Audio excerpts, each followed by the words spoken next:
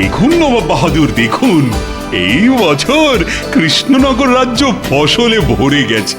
যেদিকেই তাকাবেন সেদিকেই সবুজ আর সবুজ। ভেবেছিলাম এইবারও তুমি খাজনা দিতে দেরি করবে কৃষ্ণচন্দ্র, কিন্তু এখানে এসে নিজের চোখে যা দেখলাম তারপর আর মনে হয় না তুমি এইবার খাজনা দিতে দেরি করবে। নবাব বাহাদুর ভেবেছিলেন খাজনা দিতে দেরি হলে আমার রাজ্যটা আমার থেকে টুক করে কেড়ে নেবেন। ওটি তো আর হচ্ছে না নবাব বাহাদুর। জাহাপানা, আপনি যা ভেবেছিলেন সেটা আর হবে না মনে হচ্ছে। নবাব বাহাদুর কি ভেবেছিলেন? তা জেনে তুমি কি করবে শুনি? না মানে এমনি জিজ্ঞাসা করছিলাম, রাগ করছেন কেন?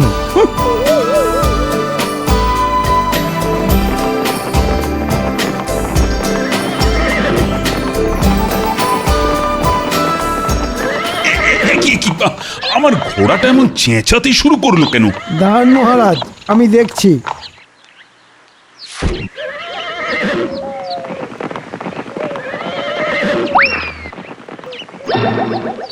এই দেখুন মহারাজ, আপনার ঘোড়ার পায়ে কাঁটা ফুটেছিল, তাই যন্ত্রণায় এমন চেঁচাচ্ছিল। না না না, এই অবস্থায় ঘোড়ার পিঠে চেপে রাজবাড়ি ফেরার কোনো মানই হয় না। তুমি নবাব বাহাদুর আর উজিরকে নিয়ে এগিয়ে যাও মন্ত্রী, আমি আমার ঘোড়াকে নিয়ে হেঁটে হেঁটেই রাজবাড়ি যাব। আচ্ছা মহারাজ।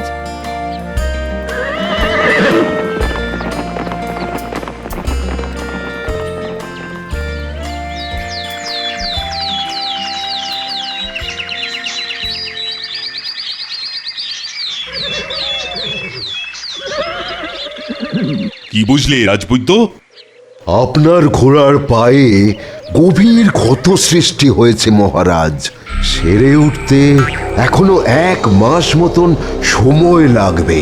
সে লাগুক, কিন্তু আমার ঘোড়াটা পুরোপুরি সুস্থ হয়ে উঠবে তো? আমি ক্ষত স্থান পরিষ্কার করে ওষুধ লাগিয়ে দিয়েছি মহারাজ। আশা করছি 1 মাস পর ঘোড়াটা আবার সেই আগের মতন ছুটতে পারবে। এই ঘোড়াটা আমার বড় পছন্দের ঘোড়া রাজবৈদ্য। ঘোড়াটা যেমন ছোটে তেমনই তার উপস্থিত বুদ্ধি। এই ঘোড়ার পিঠে চেপে আমি যে অনেক যুদ্ধে জয়লাভ করছি। সেই এই ঘোড়াটা বাদে আস্তাবলের সব ঘোড়াই বেকার, সব কটা খালি খায় আর ঘুমোয়। দৌড়ানোর বেলায় কচ্ছপের থেকেও ধীরে চলে, পুরো গোপালের মতন। এই ঘোড়াটা বাদে আস্তাবলের সব ঘোড়াই বেকার। বাহ, বাবা বাবা বাবা বাবা, তাই নবাব বাহাদুরকে গিয়ে এই খবরটা দিয়ে আসি।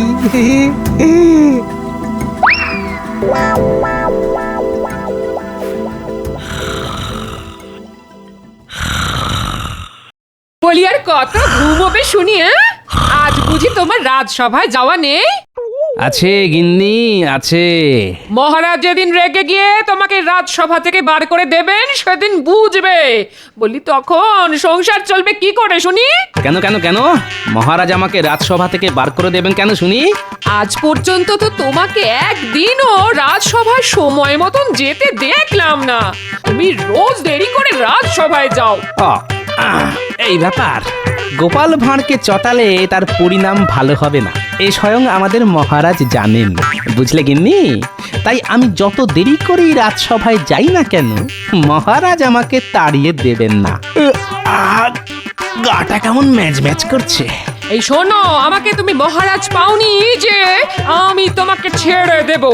এক্ষুনি উঠে থলে হাতে বাজারে যাও, না হলে কিন্তু। ওরে বাবারে, যাচ্ছি যাচ্ছি যাচ্ছি গিন্নি।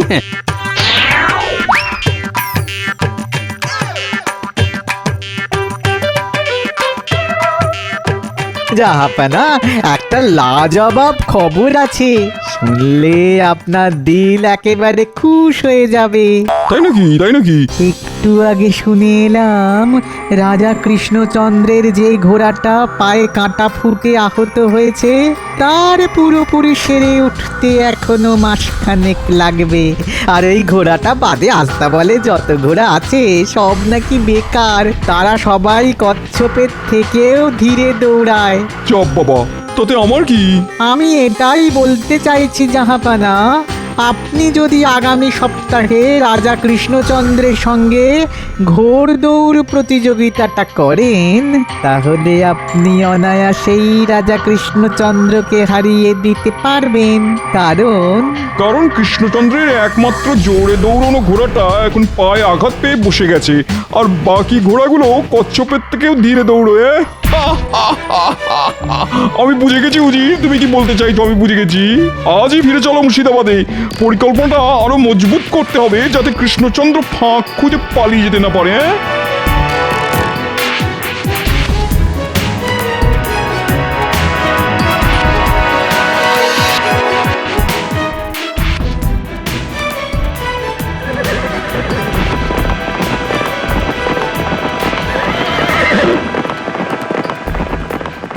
নবাব বাহাদুর এলেন আবার এর মধ্যে চলেও গেলেন। না, আমাকেও বাজার যেতে হবে, দেরি হলে আবার গিন্নি মুড়ো ঝাঁটা নিয়ে তেড়ে আসবে।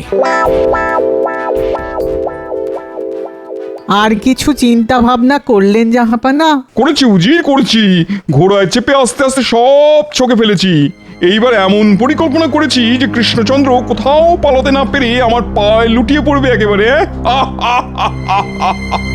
তুমি আজই কৃষ্ণনগরে দুধ পাঠাও, আর পাঠাও একজন বিশ্বস্ত লোক যে গোপনে আমাদের হয়ে কৃষ্ণনগর থেকে কাজ করবে, বুঝলে? কি কাজ করবেন জাহাপানা? সময় এলে সব জানতে পারবে। সভাকবি, অনেকদিন তোমার কবিতা শোনা হয় না, তাহা নতুন কিছু লিখলে শোনাও শুনি। লিখেছি মহারাজ, ফেলে সব কাজ, দু কলম ছড়া, মিলিয়েছি ছন্দ, নয়কো মন্দ, শুনলে জেগে উঠবে মরা। বাহ বাহ বাহ, ভারী সুন্দর হয়েছে। এ আর এমন কি কবিতা মহারাজ, এমন কবিতা আমিও লিখতে পারি, আর লিখেওছি। সে কি রাজ্যোতিষী কবিতা লিখেছেন? তবে তো শুনতেই হচ্ছে রাজ্যোতিষীর লেখা কবিতা। ঠিক ঠিক, রাজ্যোতিষী, শোনাও শুনি কেমন কবিতা লিখেছো। আমি রাজ্যোতিষী, আমি পুজো করি, পুজো করতে লাগে ধূপ ধুনো ফুল, আর সরস্বতী পুজোয় লাগে কুল। এটা কবিতা না দশকর্মার দোকানের ফর্দ?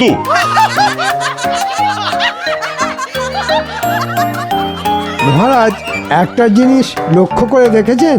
গোপাল গতকালে রাজসভায়ও ডুব মেরেছে, আর আজ এখনো পর্যন্ত গোপাল কিন্তু রাজসভায় এসে পৌঁছালো না। ঠিক ঠিক, আমি এসে গেছি। গোপাল, তুমি আজও দেরি করে এলে। আর বলবেন না মহারাজ, রোজ সময় মতন বাড়ি থেকে বেরিয়েও আমি সময় মতন রাজসভায় ঢুকতে পারি না মহারাজ। কেন গোপাল? রাস্তা রাস্তা, দিন দিন আমার বাড়ি থেকে রাজসভায় আসার রাস্তাটা বেড়েই চলেছে, বেড়েই চলেছে, বেড়েই চলেছে। রাস্তা কি করে বাড়তে পারে শুনি? তুমি দিন দিন অলস হয়ে যাচ্ছ, তোমার নড়তে চড়তে সময় লাগে, তাই তোমার মনে হচ্ছে রাস্তাটা বেড়ে যাচ্ছে। ঠিক ঠিক, মন্ত্রী একদম ঠিক বলেছে। এত অলস হয়ে যেও না তো গোপাল, আমাকে দেখো আমি কেমন চনমনে। দুঃখিত মহারাজ, ক্ষমা করবেন, গোপাল আপনার মতন চনমনে হতে পারবে না।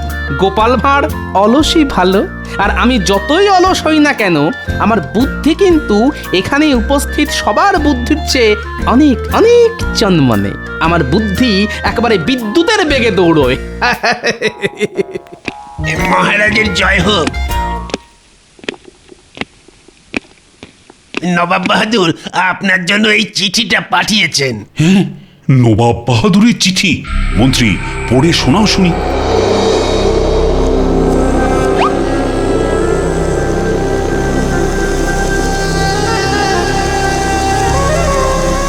মহারাজ, নবাব বাহাদুর লিখেছেন উনি আপনার সঙ্গে ঘোড়দৌড় প্রতিযোগিতা করতে চান।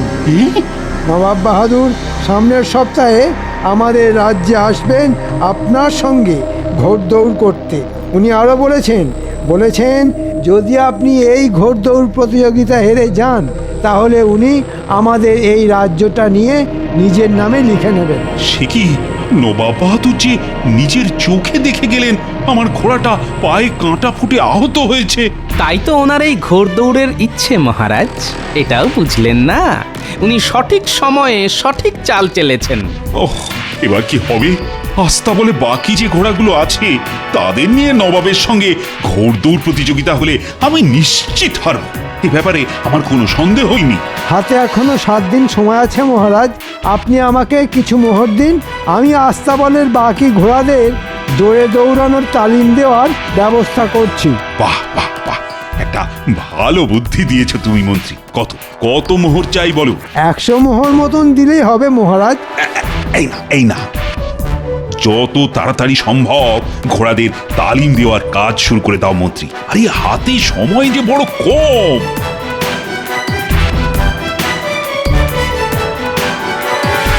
মহারাজকে বলে 100 মোহর তো পাওয়া গেল, এবার সস্তায় একটা ঘোড়াদের তালিম দেওয়ার লোক পেলেই হয়।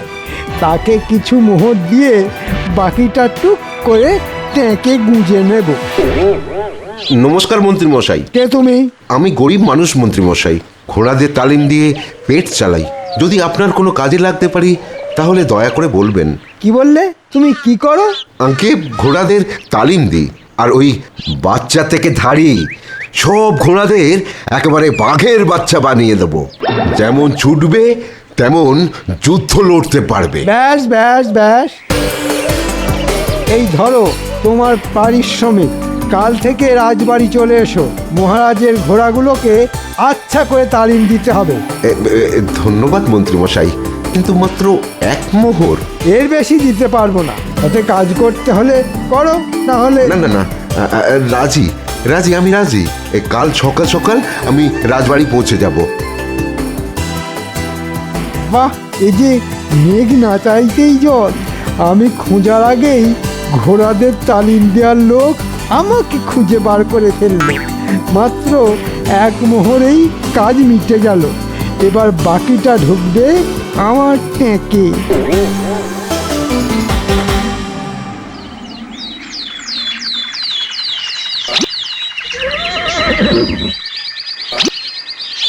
বাহ মন্ত্রী বাহ, এরই মধ্যে ঘোড়াদের তালিম দেওয়ার লোক খুঁজে তালিম দেওয়ার কাজও শুরু হয়ে গেল। দেখেছেন মহারাজ, আমি সব সময় অকাজ করি না, মাঝে মাঝে কাজের কাজও করি। তাই তো দেখছি মন্ত্রী। বলছি 7 দিনের মধ্যে ঘোড়াগুলোকে তালিম দিতে পারবে তো? পারবো মহারাজ। কত গাধা পিটিয়ে ঘোড়া করে দিলাম, আর ঘোড়া পিটিয়ে ঘোড়া করতে পারবো না, তা কি হয়? ঘোড়া নয়, একেবারে চিতাবাঘ বানিয়ে দাও। আগে চলি।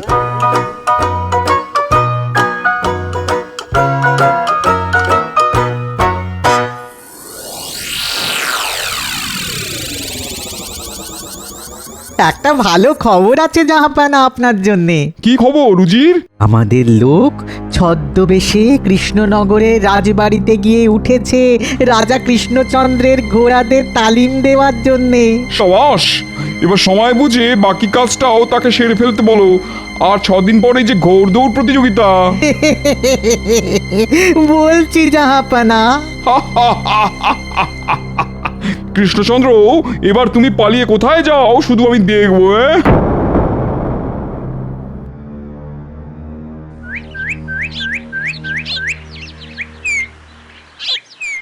দেখতে দেখতে 5 দিন কেটে গেল। আগামীকাল নবাব বাহাদুর আসবেন আমার প্রাসাদে। তার আগে একবার দেখে আসি ঘোড়াদের তালিম দেওয়ার কাজ কত দূরে এগোলো।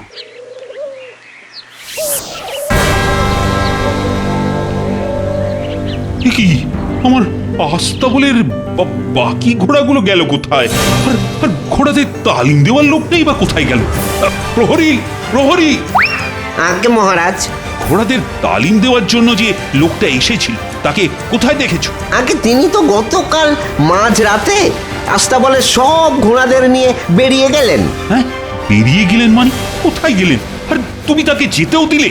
আমি তাকে আটকে ছিলাম মহারাজ। উনি বলেন যে মহারাজের কাছ থেকে অনুমতি নিয়েই এই ঘোড়াগুলো নিয়ে মাঠে যাচ্ছেন তালিম দেওয়ার জন্য। হ্যাঁ, মাঝরাতে তালিম?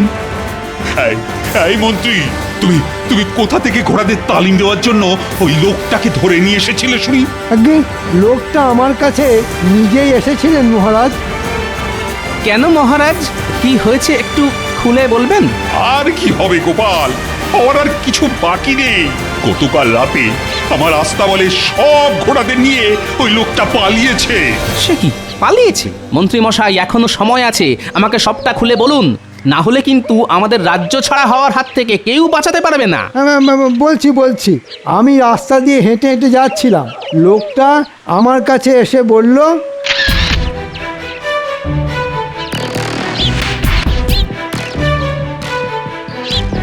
আমি অমনি তাকে ধরে নিয়ে এলাম। লোকটা নিজে এসেই বলল?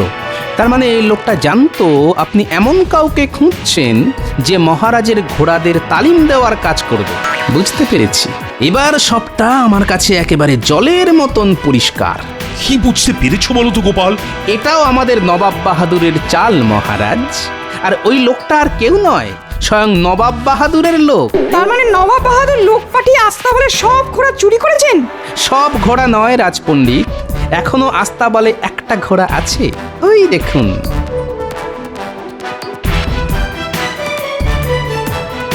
এবার কি হবে গোপাল? আগামীকালই যে নবাব বাহাদুর কৃষ্ণনগরে আসবেন, পরের দিন খুব সকালে ঘোড়দৌড় প্রতিযোগিতা শুরু হবে। আর আপনি ঘোড়দৌড় প্রতিযোগিতায় আপনার ওই ঘোড়ায় চেপেই জিতবেন মহারাজ। হ্যাঁ, ঘোড়ায় চেপে মহারাজ জিতবেন? তোমার কি মাথা খারাপ হলো গোপাল? মাথা আমার নয় মন্ত্রী মশাই, খারাপ আপনার হয়েছে। তাই মোহরের লোভে যাকে তাকে ধরে এনে রাজবাড়িতে ঢুকিয়ে দিয়েছিলেন। এবার বুঝলেন তো বেশি লোভ করলে কি হয়? গোপাল, এবার তুমি যেটা ভালো বোঝো সেটাই করো, যে করেই হোক এই রাজ্যটা বাঁচাও। এত সহজে যে আমি এই রাজ্যটা নবাব বাহাদুরের নামে হতে দেব না মহারাজ। আর এই যে মন্ত্রী, তুমি দিন দিন একটা লোভী শেয়াল হয়ে যাচ্ছ। দাঁড়াও, সব ভালো ভালো মিটতে দাও, তারপর দেখাচ্ছি মজা।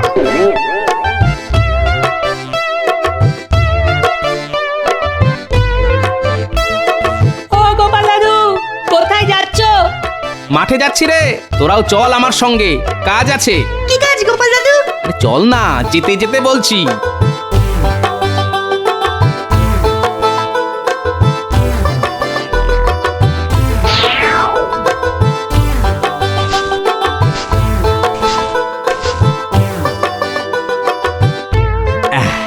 অনেক হয়েছে, এতে কাজ মিটে যাবে। এবার কি করতে হবে গোপাল দাদু? আজ আর কিচ্ছু করতে হবে না, বাকি কাজ কালকে হবে।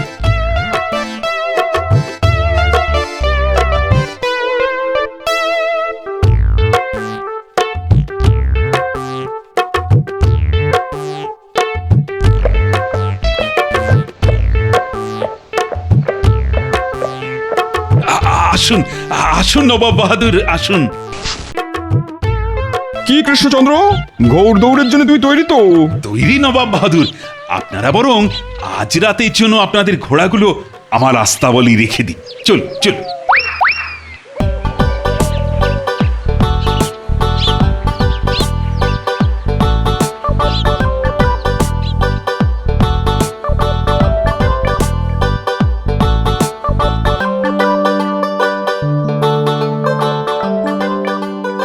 কি কৃষ্ণচন্দ্র, তোমার আস্তাবল যে ফাঁকা, শুধু ওই ঘোড়াটাকে দেখতে পাচ্ছি, বাকি ঘোড়াগুলো গেল কোথায়? চুরি হয়ে গেছে নবাব বাহাদুর। রাজা কৃষ্ণচন্দ্র বুঝি এই ঘোড়ায় চেপে আগামীকাল ঘোড়দৌড় করবেন?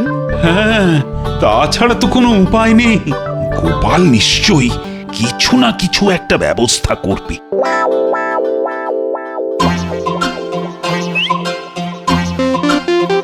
এগুলো নিয়ে আমরা কোথায় যাচ্ছি গো গোপাল দাদু? রাজবাড়ির আস্তাবলে। আমরা বুঝি এই ঘোড়াকে ঘাস খাওয়াতে যাচ্ছি? বল, ঘোড়া ডিঙিয়ে ঘাস খাওয়াতে যাচ্ছি।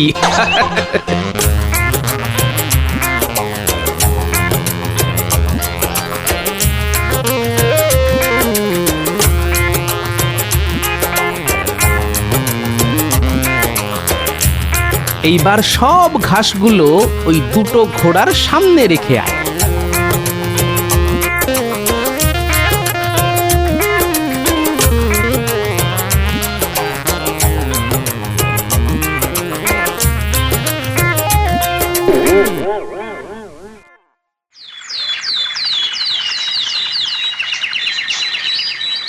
কি কৃষ্ণচন্দ্র, তৈরি তো? হ্যাঁ, তৈরি তৈরি। আয় আয় আয় আয় আয় বলছি আয়। কি হলো উজির? দেখুন না জাহাপানা, আপনার ঘোড়াটা এত ঘাস আয় আয় আয় আয় আয় আয় এত ঘাস খেয়েছে না যে কিছুতেই নড়তে পারছে না। আয় আয় আয় আয় আয় আয় আয় আয় হ্যাঁ, আয় বলছি আয়। নড়তে যখন পারছে না তখন ছুটবে কি করে? বুঝেছি, এই সব গোপালের কাজ। নবাব বাহাদুর, এবার তাহলে ঘোড়দৌড় শুরু করা যাক।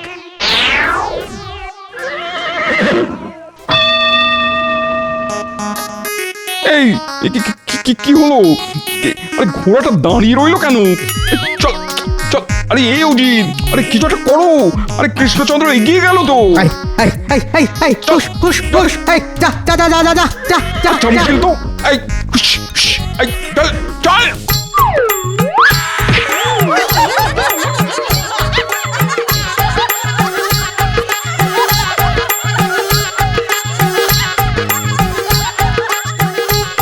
সবাই হাততালি দাও, আমাদের মহারাজ জিতে গেছেন। কৃষ্ণচন্দ্র জিতে গেল? সে কি? ছি ছি ছি ছি, নবাব বাহাদুরের সুস্থ সবল ঘোড়া আমাদের মহারাজের খোঁড়া ঘোড়ার সঙ্গে পাল্লা দিতে পারলো না।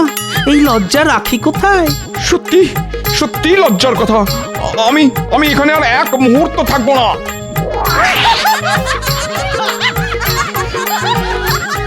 দাঁড়ান, আপনি যাচ্ছেন কোথায়? আমাকে ছেড়ে দাও গোপাল, আমাকে যেতে দাও গোপাল। দেব, তবে তার আগে আমাদের আস্তাবলের সব ঘোড়াগুলো কোথায় গেল সেটা তো বলে যান। আছে আছে আছে, তোমাদের আস্তাবলের ঘোড়াগুলো এই রাজ্যেই আছে, ওগুলো আবার তোমাদের কাছে ফিরিয়ে দেওয়া হবে। শুধু আমাকে যেতে দাও গোপাল। না গোপাল, উজিরকে ছেড়ো না। ঘোড়াগুলো ফিরিয়ে দেওয়ার পরই উজির মুক্তি পাবে। নবাব বাহাদুর বাঁচান। নবাব বাহাদুর, লজ্জার চোটে উনি এমন ছুট লাগিয়েছেন যে এতক্ষণে হয়তো মুর্শিদাবাদে পৌঁছে গেছেন। এবার আমিও পালাই। মহারাজ বলেছিলেন সব ভালোই ভালোই মিটে গেলে আমার খবর আছে। মন্ত্রী,